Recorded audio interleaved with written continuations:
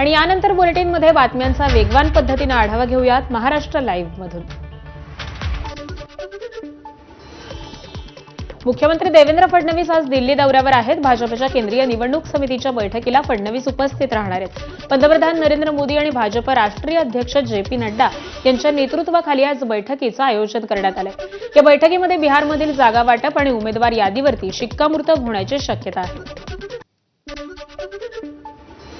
स्थानिक स्वराज्य संस्थांच्या निवडणुकीमध्ये युतीचे अधिकार जिल्हा पातळीवरती दिल्याची माहिती मुख्यमंत्री फडणवीसांनी दिली आहे। शक्य असेल तिथे युतीचा प्रयत्न करा अशा सूचना पदाधिकाऱ्यांना दिल्याचंही फडणवीसांनी सांगितलंय। कुठे वेगळे लढलो तरी टीकेची टीका नको असंही पदाधिकाऱ्यांना सांगण्यात आल्याची माहिती मुख्यमंत्री फडणवीसांनी दिली आहे। सकारात्मक अशा प्रकारची परिस्थिती पाहायला मिळते आहे, उत्साह आहे। युतीच्या संदर्भात देखील आम्ही अगदी स्पष्ट निर्देश दिले आहेत की त्याचे अधिकार आम्ही हे सगळे खाली आमच्या जिल्ह्यांना दिलेले आहेत आणि सांगितलं आहे की जिथे शक्य असेल त्या प्रत्येक ठिकाणी युतीचाच प्रयत्न केला पाहिजे। भाजपच्या कोकण विभागाच्या बैठकीमध्ये नेते आणि कार्यकर्त्यांकडून स्वबळावर निवडणुका लढवण्याचा आग्रह करण्यात आला। महायुती म्हणून नको तर भाजप म्हणूनच निवडणुकीच्या मैदानात उतरू द्या अशी माहिती भाजप नेते, पदाधिकारी आणि कर्मचाऱ्यांनी मुख्यमंत्र्यांकडे दिली आहे। दरम्यान मागील सगळ्या पक्षांमध्ये होत असते मागणी होणं हे साहजिक आहे। युती करून पुढे गेलो असतो तर विरोधकांना स्पेस ठेवता येणार नाही, त्याचा आपल्याला फायदा होईल असं देखील मुख्यमंत्र्यांनी म्हटलं।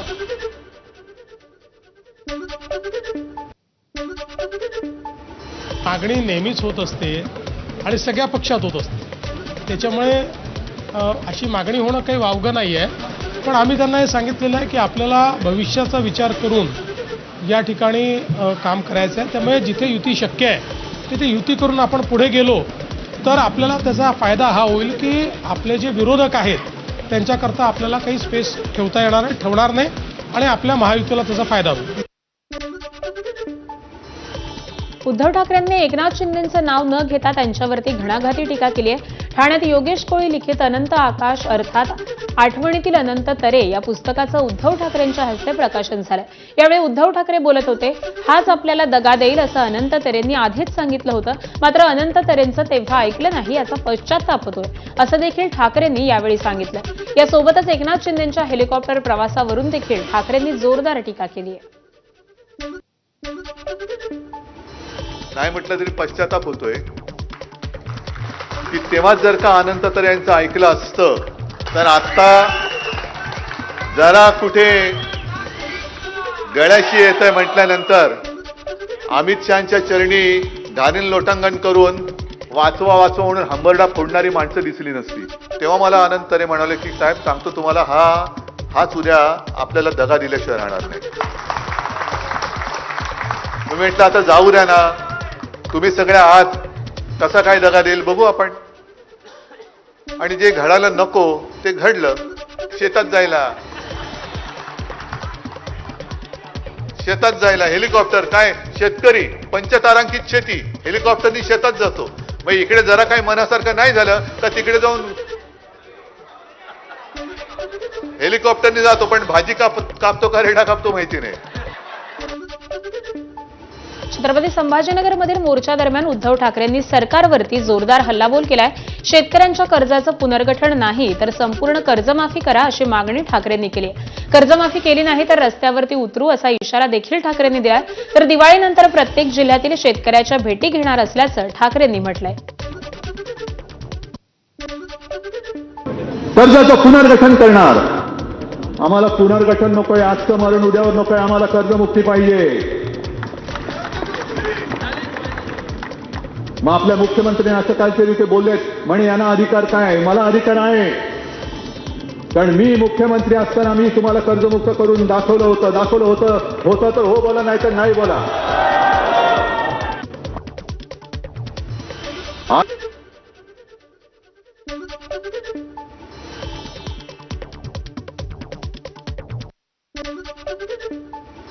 दरम्यान यावर देवेंद्र फडणवीसांनी प्रतिक्रिया दिली आहे। दिवाळीपूर्वी शेतकऱ्यांना मदत देण्याचा सरकारचा प्रयत्न आहे। उद्धव ठाकरेंना आम्ही रस्त्यावर उतरू देणार नाही अशी प्रतिक्रिया ही देवेंद्र फडणवीसांनी दिली।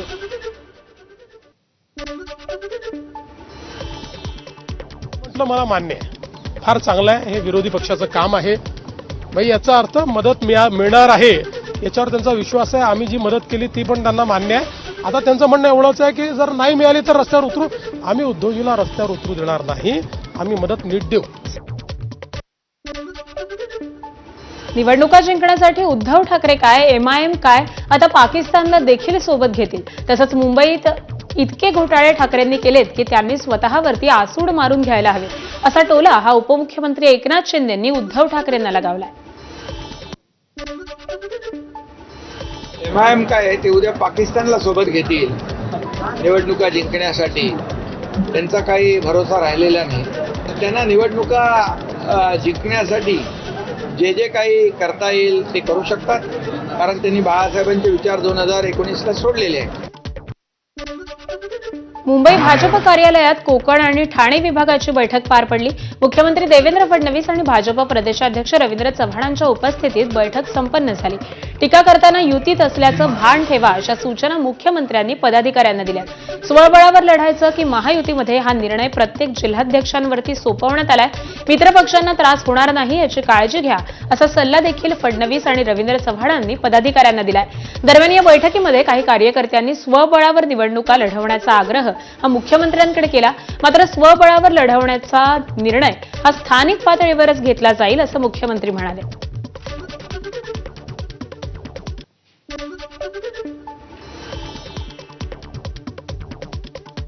मुंबई महापालिकेने निवडणुकीच्या दृष्टीनं उपमुख्यमंत्री एकनाथ शिंदेंनी प्रभागनिहाय आढावा घेतलाय. कोणतेही हेवेदावे ठेवू नका, सरकारी म्हणून काम करा, सहकारी म्हणून काम करा, जनतेपर्यंत पोहोचा, अशा सूचना ह्या शिंदेंनी पदाधिकाऱ्यांना दिल्यात. माहीम, वडाळा, धारावी, सायन, कोळीवाडा, अणुशक्तीनगर, चेंबूर या विधानसभेचा एकनाथ शिंदेंनी आढावा घेतला. भंडाऱ्यात भाजपनं असल्याचं आपल्याच मित्रपक्षांना म्हणजेच अजित पवारांची राष्ट्रवादी आणि शिंदेंच्या शिवसेनेला चांगलाच धक्का दिलाय. शिंदेंच्या युवा शिवसेनेचे भंडारा गोंदिया लोकसभा प्रमुख जॅकी रावलानी आणि अजित पवारांच्या राष्ट्रवादी काँग्रेसचे माजी नगराध्यक्ष भगवान बावनकर या दोघांनी भाजपमध्ये प्रवेश केलाय. मुख्यमंत्री देवेंद्र फडणवीस आणि महसूल मंत्री चंद्रशेखर बावनकुळे यांच्या प्रमुख उपस्थितीमध्ये आमदार परिणय फुकेंच्या नेतृत्वामध्ये हा पक्षप्रवेश नागपुरात संपन्न झाला. रोज सचिन गायवळवरून रोहित पवार काही ना काहीतरी बोलतायत. काल गायवळला घेऊन त्यांनी थेट मुख्यमंत्री देवेंद्र फडणवीसांवरतीच निशाणा साधलाय. सुजय विखेंसाठी मुख्यमंत्र्यांच्या प्रचारसभेमध्ये सचिन गायवळ व्यासपीठावर असल्याचा आरोप हा रोहित पवारांनी एका व्हिडिओ दाखवत केलेला आहे. मुख्यमंत्र्यांनी भाषणाआधी सचिन गायवळचं नाव देखील घेतल्याचा आरोप रोहित पवारांनी केलाय. निकालामध्ये आपण जर वाचलं तर याच्यामध्ये स्पेसिफिकली दिलंय की पोलीस विभागाला निलेश गायवळच्या विरोधात पुरावे देता आले नाही आणि पोलीस प्रशासन कुठेतरी कमी पडलं म्हणून त्यांना जो मोका लागला होता, जे तडीपार झाले होते, त्याच्यातून त्यांना सोडण्यात आलं. गुंड्याला सहजपणे पासपोर्ट कसा मिळाला असा सवालही रोहित पवारांनी उपस्थित केलाय. तानाजी सावंतांचे पुतणे घायवळ यांचे पार्टनर असल्याचा आरोप देखील रोहित पवारांनी केलाय. मात्र रोहित पवार यांचे स्वतः आणि त्यांच्या परिवाराचे फोटो, व्हिडिओ आणि बातम्यांचे क्लिप्स हे देखील व्हायरल करण्यात आले. सहजपणे पासपोर्ट मिळतो. गुंडाच्या भावाला जो सुद्धा एका क्राईममध्ये इन्व्हॉल्ड आहे, त्याचं नाव क्राईममध्ये आहे, त्याला तुम्ही पोलीस हे बंदुकीचं लायसन्स देतं. मग बाकी गरिबांना, सामान्य लोकांना सुद्धा सहजपणे असाच पासपोर्ट द्यायला काय हरकत आहे? ह्या सगळ्या गोष्टी सहजपणे अशाच होत नसतात. त्याला पाठबळ हे सत्तेतल्या लोकांचं लागतं. त्यामुळे धाराशिवमध्ये तानाजी सावंत डायरेक्ट नाही, पण त्यांचा जो पुतण्या आहे, सख्खा पुतण्या आहे, तो तिथं त्याच्याबरोबर पार्टनर म्हणून काम करतो असं आम्हाला समजतंय. निलेश गायवळ प्रकरणामध्ये सखोल चौकशी करणार असल्याचं आश्वासन मुख्यमंत्री देवेंद्र फडणवीसांनी दिलंय. गायवळला अहिल्यानगरमधून पासपोर्ट कसा मिळाला, त्याला निवडणुकीमध्ये कोणाचं काम केलं होतं, इथपासून ते गायवळला पासपोर्ट देण्यासाठी कोणाचा दबाव होता, याचा तपास करणार असल्याचं मुख्यमंत्र्यांनी सांगितलंय. अशा प्रकारच्या प्रवृत्तीला दुसरा पक्ष असो किंवा आमचा पक्ष असो, कुणीही त्याला थारा देता कामा नये, असं देखील मुख्यमंत्री फडणवीसांनी म्हटलंय. हा व्यक्ती इथे राहत नाही, ते अहवालात कुठेही मेन्शन केलं नाही आणि त्यामुळे हा पासपोर्ट त्यांना मिळाला आणि ते पळून जाऊ शकले. तेव्हा कोणाचा दबाव होता, निवडणुकीत त्यांनी कोणाचं काम केलं होतं, कोणाचा आशीर्वाद होता, या सगळ्या गोष्टी देखील समोर आल्या पाहिजेत. माझं मत अतिशय स्पष्ट आहे. अशा दरम्यान घायवळ प्रकरणावरती मंत्री चंद्रशेखर बावनकुळे यांनी सूचक वक्तव्य केलंय. कोण कोणाचे कॉल आहेत, कोण कोणाशी संबंध आहेत, पोलीस तपासामध्ये समोर येईल. पासपोर्टची शिफारस करताना गुन्हे नाहीत असं कधी सांगण्यात आलंय. कोणाचं सरकार होतं असा सवाल देखील बावनकुळेंनी केलाय. यामुळे बावनकुळेंचा रोख नक्की कोणाकडे आहे हा सवाल देखील आता उपस्थित झालाय. तसंच घायवळला जेरबंद करणं अधिक महत्त्वाचं आहे असं देखील बावनकुळे म्हणाले. पासपोर्टची शिफारस करताना त्यांच्यावर गुन्हेच नाही आहे असं कोणी म्हटलं आहे? मग तेव्हा सरकार कोणाचं होतं? कोण गृहमंत्री होते? पोलिसांच्या चार्जशीटमध्ये साऱ्या गोष्टी येतात. कोण कोणाचे कॉल असतात, कोण कोणाचे फोटो असतात, कोण कोणाची संबंध असतात. त्यामुळं पोलिसांच्या चौकशीत सारं येणार आहे. योग्य वेळी पोलीस कोर्टात जेव्हा मांडतील तेव्हा कळेलच. आत्ता महत्त्वाची प्रायोरिटी काय आहे? जेर बंद करणे आणि तातडीनं गुन्ह्याखाली शिक्षा देणे. याकरता पोलिसांनी कुठली त्या ठिकाणी टाचणीवर सुद्धा त्या ठिकाणी गॅप सोडू नये. जिथे असेल, ज्या पद्धतीने असेल त्या पद्धतीने त्यांना जेरबंद करून त्यांच्यावर त्या ठिकाणी कोर्टामध्ये पूर्ण प्रकरण टिकलं पाहिजे आणि असे लोक जेलमध्ये राहिले पाहिजे. गेल्या विधानसभा निवडणुकीत सांगोल्यामधून शिंदेच्या शिवसेनेचे आमदार शहाजीबापू पाटलांना पराभवाला सामोरं जावं लागलं होतं. या निवडणुकीमध्ये भाजपनं बापूंचा गेम केला का अशी नवीन चर्चा आता पालकमंत्री जयकुमार गोरेंच्या सांगोल्याच्या कार्यक्रमातील एका जाहीर वक्तव्यामुळे सुरू झाली. बाबासाहेब देशमुख यांना आपण मदत केली म्हणून ते आमदार झाले, तेव्हा तर आपण पालकमंत्री देखील नव्हतो असं जयकुमार गोरेंनी वक्तव्य केलंय. तर पुढे बोलताना 2029च्या विधानसभा निवडणुकीमध्ये सांगोल्याचा आमदार हा भाजपचाच असला पाहिजे असं गोरेंनी घोषणा केली. त्यामुळे आगामी निवडणुकीत देखील शहाजी बापूंची आमदारकीची संधी हुकणार का अशा चर्चांना आता उधाण आलंय. कोणतरी म्हणलं जयकुमार गोरे आता पालकमंत्री किती दिवस आहे, आताची टर्म संपलं पुन्हा काय करणार? त्यांना सांगायचंय तुम्ही आमदार होताना जेव्हा जयकुमार गोरेने मदत केली म्हणून आमदार झाला, तेव्हा जयकुमार गोरे पालकमंत्री नव्हता. दरम्यान आमदार शहाजीबापू पाटील यांनी पालकमंत्री जयकुमार गोरेंच्या वक्तव्यावरती मात्र सावध प्रतिक्रिया दिली आहे. निवडणुकीत आपल्याला भाजपनंच मदत केली, चुकून भावनेच्या भरामध्ये पालकमंत्री बोलून गेले असतील असं सांगत गोरे यांच्या वक्तव्याला सांभाळून घेण्याचा प्रयत्न केला. गेल्या निवडणुकीमध्ये आपला पराभव आजारपणामुळे झाला, मात्र 2029 मध्ये सांगोल्याची जागा शिवसेनेकडेच राहील आणि शिवसेनेचाच आमदार होईल असं सांगत पालकमंत्री गोरेंचं वक्तव्य त्यांनी खोडून काढलंय. ते भावनेय भारत असं बोलले तरी भाजपनं मला पाडलास काय मी त्यांच्यावर आरोप करणार. मी अहंकारानं सांगत नाही, पण मी खात्रीनं सांगतो येणारी निवडणूक 29ची ही सांगोल्यात शिवसेनेचा उमेदवार निश्चितपणे निवडून येईल. मनसे अध्यक्ष राज ठाकरेंच्या उपस्थितीत पुन्हा शिवाजीराजे भोसले या चित्रपटाचा ट्रेलर प्रदर्शित करण्यात आला. मुंबईतील लोअर परेड इथल्या पीव्हीआरमध्ये हा कार्यक्रम पार पडला. या कार्यक्रमाला मुख्यमंत्री देवेंद्र फडणवीस हे देखील उपस्थित राहणार होते, मात्र पुण्यातील महत्त्वाची बैठक असल्यामुळे ते उपस्थित राहू शकले नाही. शेतकरी आत्महत्या आणि महाराष्ट्रातील सध्याच्या परिस्थितीवर महाराजांचा दृष्टिकोन यावरती हा चित्रपट असल्याची महेश मांजरेकरांनी माहिती दिली आहे. दरम्यान मनसे अध्यक्ष राज ठाकरेंनी पुन्हा शिवाजीराजे भोसले या चित्रपटाच्या ट्रेलरवरती प्रतिक्रिया दिली आहे. महाराष्ट्राविषयी संवेदना जागा असल्याशिवाय असा चित्रपट तयार होऊ शकत नाही. हिंदी सिनेसृष्टीमध्ये यश चोप्रा तसंच मराठीमध्ये महेश मांजरेकर असल्याचं म्हणत राज ठाकरेंनी मांजरेकरांचं कौतुक केलंय. तर महेश कोठारेंनी महेश मांजरेकरांवरती झपाटलेला 2 हा चित्रपट काढावा असं देखील राज ठाकरेंनी म्हटलंय. मुख्यमंत्री देवेंद्र फडणवीस हे देखील पुन्हा शिवाजीराजे भोसले या चित्रपटाच्या ट्रेलर लॉन्चिंगसाठी येणार होते, पण पुण्यामध्ये काही कार्यक्रमांमध्ये व्यस्त असल्यामुळे ते येऊ शकले नाहीत. तर महेश मांजरेकरांना या संदर्भामध्ये फोनद्वारे कळवत होते.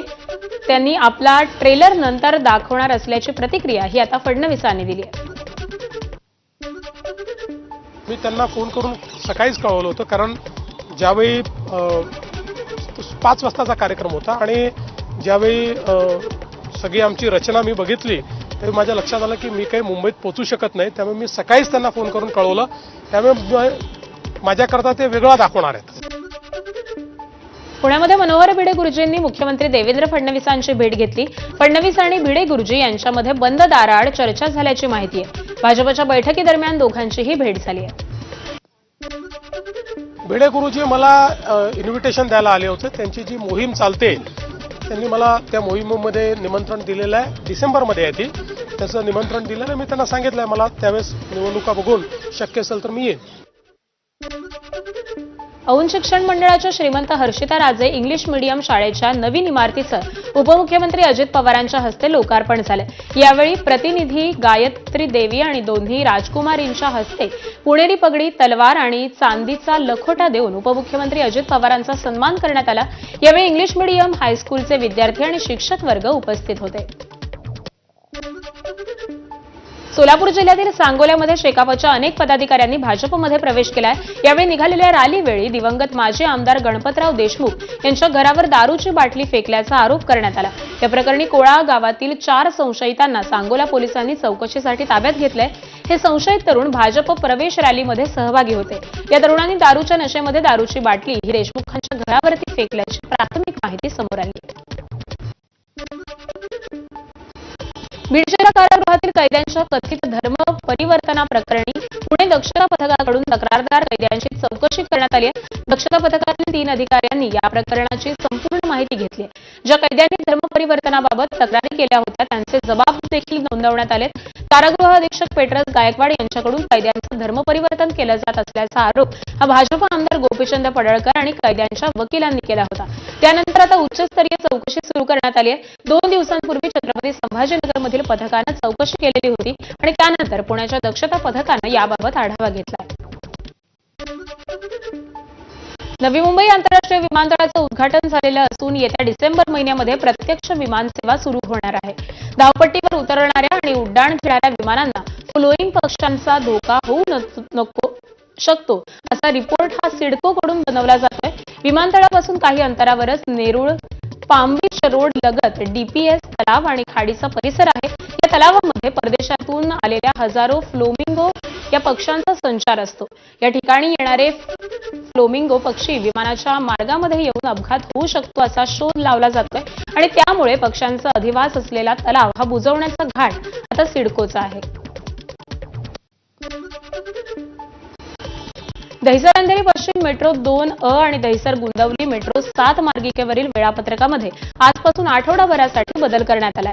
या मार्गिकेवरील सेवा या आजपासून 18 ऑक्टोबरपर्यंत सकाळच्या वेळा काही मिनिटं उशिरा सुरू होणार आहेत अशी माहिती मुंबई महानगर प्रदेश विकास प्राधिकरणानं दिली आहे. MMRDAनं सध्या दहिसर मीरा भाईंदर मेट्रो 9 मार्गिकेतील दहिसर काशीगाव टप्प्याचं एकत्रीकरणासह सुरक्षा चाचण्यांचं काम हे हाती घेतलेलं आहे.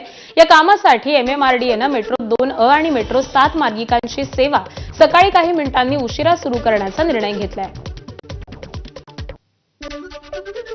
मुंबई महापालिका निवडणुकीसाठी प्रभाग आरक्षण कार्यप्रणालीबाबत अधिसूचना जारी करण्यात आली आहे. प्रभाग आरक्षण सोडत चक्राकार पद्धतीनं काढण्यात येणार आहे. पुढील आठवड्यामध्ये प्रभाग आरक्षण सोडत कार्यक्रम जाहीर करून प्रभाग आरक्षण काढलं जाईल.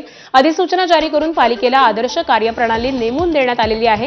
यामध्ये अनुसूचित जमाती, महिला आणि खुला वर्गाच्या 17 जागा, अनुसूचित जमातीच्या 2 जागा आणि इतर मागासवर्गीयांच्या 61 जागा आहेत. यांचे महिला आणि पुरुष असं आरक्षण काढलं जाईल. त्यानंतर उर्वरित सर्वसामान्य गटातील प्रभागाच्या आधी महिला प्रवर्ग यांचं आरक्षण काढून उर्वरित सर्व प्रभाग हा खुला प्रभाग म्हणून जाहीर करण्यात येईल. चक्राकार पद्धतीमुळे सध्या असलेले सर्व आरक्षित प्रभाग हे बदलले जाणार आहेत. नांदेडच्या किनवट तालुक्यातील साखर्णी गावातील बंजारा समाजाच्या काही बांधवांनी अशोक चव्हाणांचा ताफा अडवला. यावेळी जोरदार घोषणाबाजी करत बंजारा समाजाला एसटी प्रवर्गामधून आरक्षण देण्याची मागणी करण्यात आली. तुळजापूर तालुक्यामध्ये 0 शेत जमिनीचं नुकसान झालंय. एकाही शेतकऱ्याची जमीन खरडून गेली नाही असा अजब अहवाल धाराशिव जिल्हा प्रशासनानं दिल्याचं ठाकरेंच्या शिवसेनेचे आमदार कैलास पाटील यांनी म्हटलंय. तसंच पंचनामे नीट झाले नाहीत, कामात कुचराई करणाऱ्या अधिकाऱ्यांवरती कारवाईची मागणी देखील कैलास पाटील यांनी केली.